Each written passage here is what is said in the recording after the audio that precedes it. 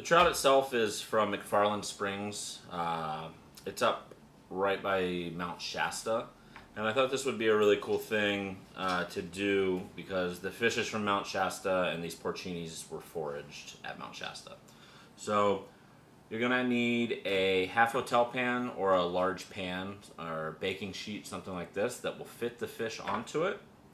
A little bit of cooking oil, and then the fish itself. The fish itself has been deboned, definned, descaled, broken down, open and butterflied, and then stuffed with a porcini farce and raw shaved porcinis as well. Closed back up and then tied so it doesn't come apart in the oven.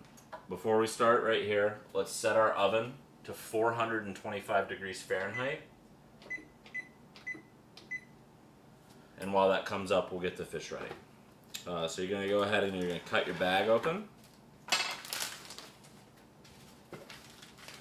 Take a little bit of your cooking oil and just a little bit on the bottom of the pan and just kind of spread it out with your fingers. Okay. Then you're going to take your trout and place it on that same pan. It's right in the middle of it, right directly on the pan. If you want to use a rack, you can, but using a rack, taking it off of the rack might be a little bit of a pain with the fish. It might break apart a little bit. So I'm going to go ahead and just roast it right on there. I'm going to put a little bit of oil on top of the fish as well, just to get it ready to roast. Okay, not too much. And I'm going to season it with salt. I'm not going to season it really aggressively because the fish has already been brined and all the stuffing on the inside is seasoned. But I'm just going to sprinkle a little bit of salt on top.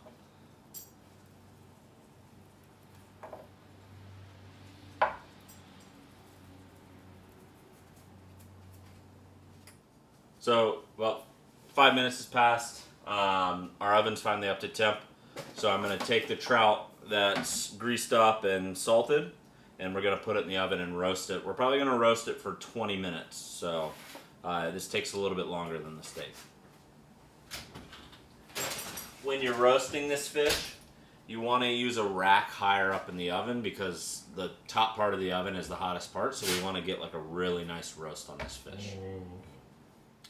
Okay, so whether you're cooking the fish tonight or the steak tonight, as soon as you get your protein in the oven, you want to go ahead and get your potatoes in the oven as well. They're going to take just as long as the protein is going to take because we want to bake these in the oven with our protein so they get that nice caramelization on top, super hot to eat. So I'm just going to go ahead and place this in the oven now. Okay, so our proteins and our potatoes are in the oven.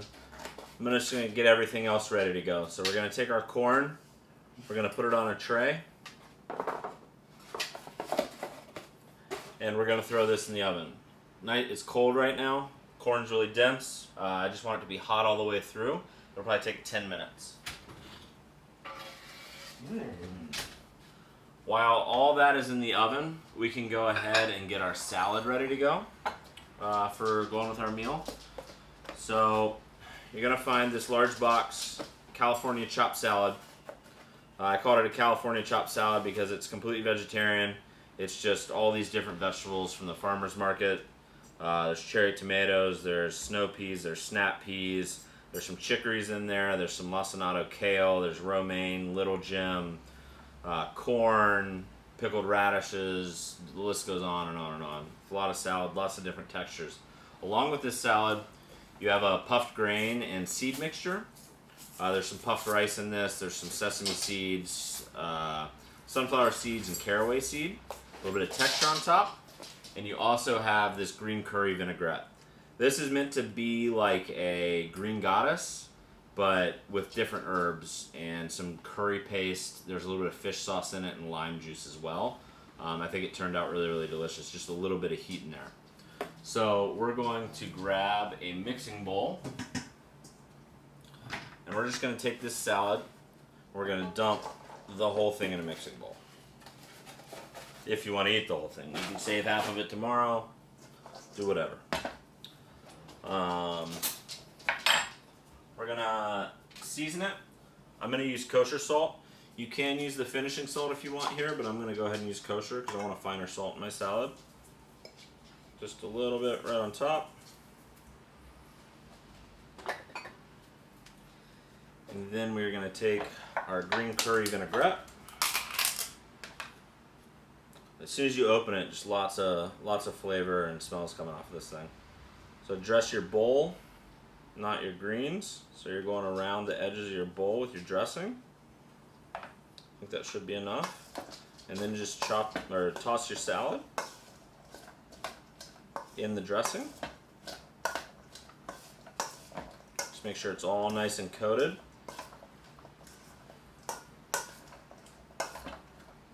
Give it a taste. Perfect. So you've got plenty of dressing left over to have as a snack or put on a sandwich, something like that. So I'm not going to get really fancy with this salad. I'm just going to pick up the bowl, put it over my bowl, and just dump it all in there.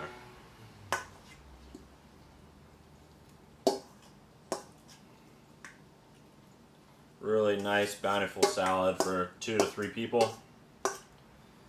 You know, if you're by yourself, this in itself is a meal.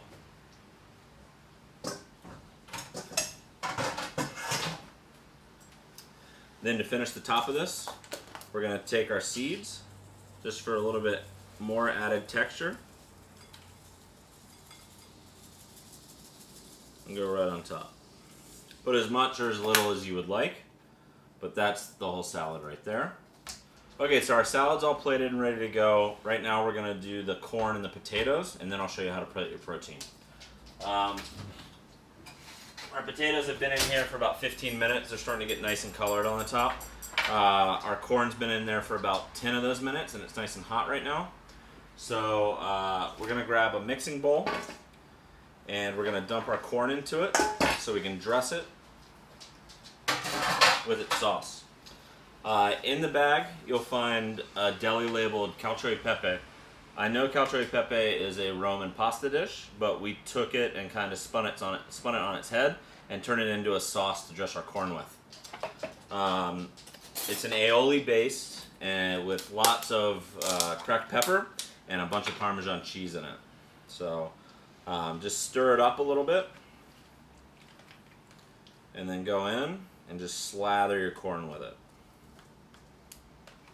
The smell, as soon as it hits it, you can smell the cheese, you can smell the pepper. Really, it smells really, really delicious. There's a bunch of raw garlic in this aioli as well. We just want to mix it up.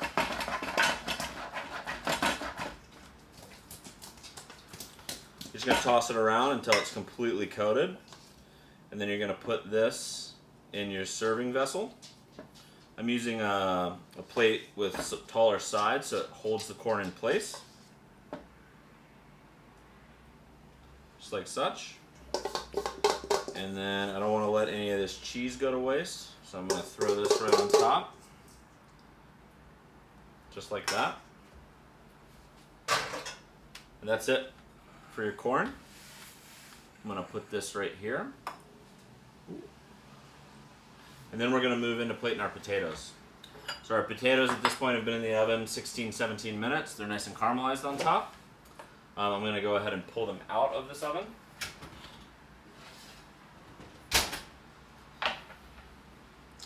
In your bag, you'll have a 2-ounce container that's labeled French onion dip. We are going to go ahead and take that and put it in the bottom of our serving vessel and just smear it out. This is going to hold the potatoes in place when you pick them up, and B, it's just going to add a little bit of sauce for your potato. The French onion dip itself has some Chinese garlic chive in it, which adds a nice complexity to it, but it's also in your potatoes as well, so that you don't need much on the bottom of the plate. So it's just 2 of us tonight, so I'm just going to 2 of these and save one of the other ones for lunch tomorrow. That's it for your sides. Let's go into the proteins. Okay, so it's been exactly 20 minutes and our fish is just about there. About 1 minute ago, I started heating up. In your packet, you have brown butter and lemon, and I started heating that up in a pan. You just want to melt it. You don't want to boil it at all, anything like that, because it'll kill the acid that's in there, and then it'll mess up the sauce. So I just had it over a really, really, really light flame while the fish for about 1.5 minutes now. So we're gonna go ahead and pull our fish out. You can see it's really nice, really beautiful, super hot. We're gonna let this rest for a minute before we transfer it to our plate. Just making sure my sauce is hot. It's completely melted now. So like I said, you don't want to get this super hot, you just want it melted, and then once you pour it over the fish, it'll stay plenty hot and won't congeal for a while. While the fish is resting for a moment, let's go ahead and take some scissors and go ahead and snip off our twine, because I don't know about you guys, but I don't want to eat that.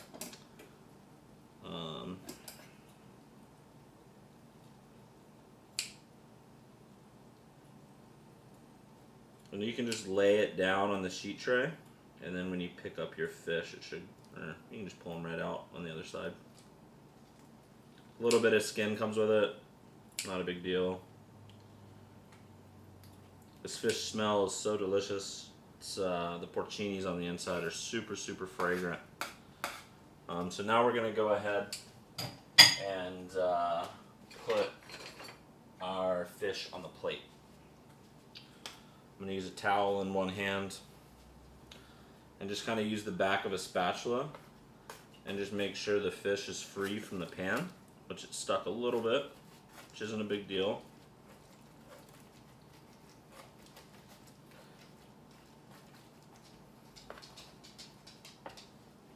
Okay, so I'm going to use an offset and a spatula. I've got my plate right here, so it's just a really, really short transfer. And we're going to pick this guy up. We're going to go right to the plate.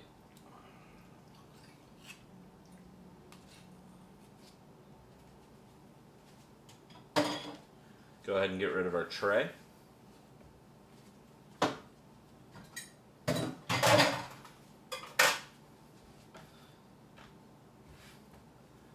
So we've got our fish here.